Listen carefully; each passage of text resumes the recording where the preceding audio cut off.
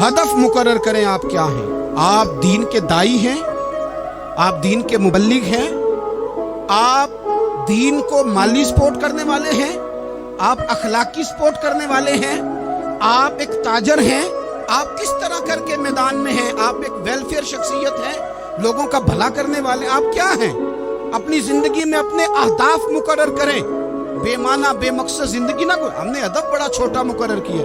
एक बंदे का हदफ है कि मैंने करोड़पति बनना है, बन गया वो करोड़पति, अब क्या करे? अब वो टेंशन में है, क्या करूं? हदफ छोटा था ना, वो पूरा हो गया। एक बंदे का हदफ था मैंने बड़ी दुकान खरीदनी है, खरीद ली, अब क्या करे?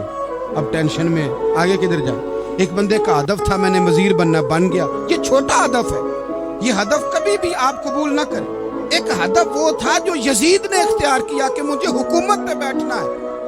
एक हदफ वो था जो उबैदुल्लाह इब्ने ज़ियाद का था कि मुझे गवर्नर बनना है। एक हदफ वो था जो उमर बिन साद का था कि मुझे रे की हुकूमत लेनी है। ये इन लोगों के हदफ थे। और एक हदफ हुसैन इब्ने अली का था, इमाम अली मकाम का था कि मुझे जबर के सामने डटना है, जुल्म के सामने डटना है।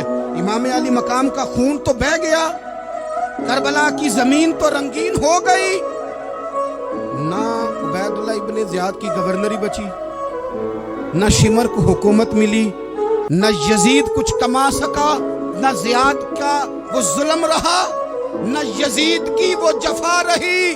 जो रहा तो नाम हुसैन का, जो रहा तो